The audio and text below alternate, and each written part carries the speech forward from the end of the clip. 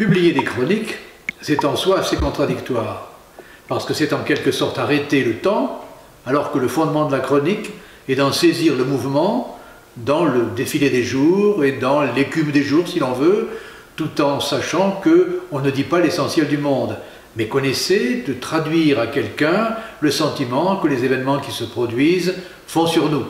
Et ça, c'est vrai pour l'auteur, c'est vrai pour chaque lecteur, c'est vrai pour chacun de nous. Nous sommes saisis par des événements, et ces événements, nous cherchons à les interpréter, en tout cas à leur donner un sens. S'atteler à l'écriture de ce sens, c'est une tâche qui est très particulière, parce qu'on pourrait le faire avec un peu de réflexion, un peu de distance par rapport à l'événement, et on aurait donc un point de vue ou philosophique, ou critique, ou théorique, enfin, on ne serait pas dans l'émotion du moment. Or, le livre s'appelle « Sur le moment ». Et en l'appelant « Sur le moment », ce que l'auteur veut faire, c'est saisir l'instant, être au plus près de la pulsation des choses. Et donc, évidemment, avec le risque d'être un peu trop ceci ou un peu trop cela, et donc d'être en quelque sorte collé à l'événement, sans toujours parvenir à donner la distance nécessaire, et donc en laissant la place à des opinions qui pourraient être contraires. Ce qui fait que l'écriture des chroniques est une écriture qui doit être ouverte. L'auteur cherche à saisir l'étonnement de chacun devant l'événement, à amener son lecteur vers un raisonnement et vers une conclusion qu'il induit, mais à la fin du compte, lui laisser l'espace de dire « oui, je suis convaincu ou pas », ou « tiens, je n'aurais pas dit les choses comme ça, mais enfin, la réflexion, peut-être que ça peut être dit comme ça », etc. C'est donc un dialogue avec un lecteur qui est au fondement de ces chroniques. Alors, la chronique elle-même, si elle est événementielle, elle se produit sur un fond qui, lui, déroule une séquence politique permanente. Et comme les chroniques sont datées de 2007 et qu'elles vont jusqu'en 2017, elles couvrent 2 quinquennats et le début d'un 3e. Ce qui veut dire que, même si elles n'en parlent pas explicitement, le fond sur lequel elles s'inscrivent est quand même bien présent. Et ce fond, c'est le quinquennat de Nicolas Sarkozy, celui de Hollande et celui de M. Macron qui commence. Et dans ces quinquennats, on aura remarqué une chose, c'est que les présidents sont arrivés pleins de fougue, d'allant et de volonté, mais que le monde leur a réservé des surprises. En ce qui concerne Sarkozy, ça a été la crise des subprimes, qui a bouleversé son approche des problèmes. En ce qui concerne M. Hollande, ça a été la guerre, purement et simplement, la guerre avec Daesh, mais aussi les attentats, les problèmes très graves que la France a eu à affronter. Et pour M. Macron, on voit bien aussi que les choses sont en train de changer. Ce qui veut dire que ce fond sur lequel s'inscrit l'événement reste quand même la caisse de résonance des chroniques, leur ton.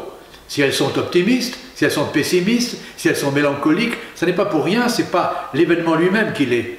Mais lorsque je parle par exemple des attentats de Bataclan ou des attentats de Charlie Hebdo, etc., on se dit bien que le ton qui est de ces chroniques, c'est une préoccupation qui est celle de nombreux Français à ce moment-là.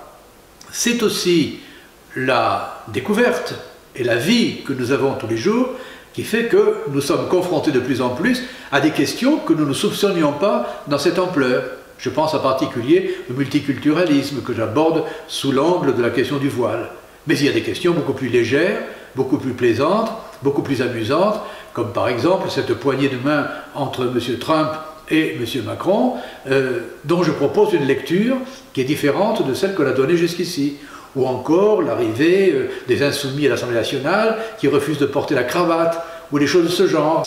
Alors, le domaine dans lequel j'ai voulu placer ces chroniques, ce sont des chroniques culturelles. Comme telles, ça n'est pas la culture au sens noble, ça n'est pas la culture théorique ou les politiques de la culture dont je parle, mais la culture au sens anthropologique, la vie de tous les jours, la vie telle que les gens la vivent, et qui fait que ce que nous appelons la culture vivante, notre rapport aux arts, au patrimoine, au cinéma, aux livres, etc., fait le fondement de la culture vécue. Et c'est la raison pour laquelle on trouve de nombreux chapitres qui traitent de la littérature, du livre, de l'art contemporain, du cinéma, du patrimoine, des musées, etc., qui donnent quand même un éclairage sur la façon dont sont vécus les événements culturels dans ce pays. Et enfin, si elles ont pris cette forme régulière et chronologique, c'est parce qu'elles ont commencé par une demande d'un journal qui est La République des Pyrénées, qui m'a demandé de faire une chronique tous les 15 jours.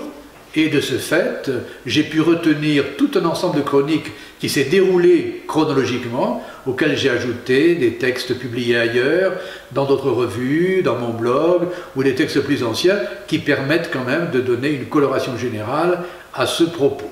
Et j'espère que le lecteur qui se penchera sur ce livre aura à la fois le plaisir de retrouver une époque qu'il a vécue, et en même temps, s'il veut en sauter des épisodes, ben c'est très facile, parce qu'il est composé de 180 entrées, de 180 chroniques, qui sont autant de clins d'œil à l'époque que nous avons vécue.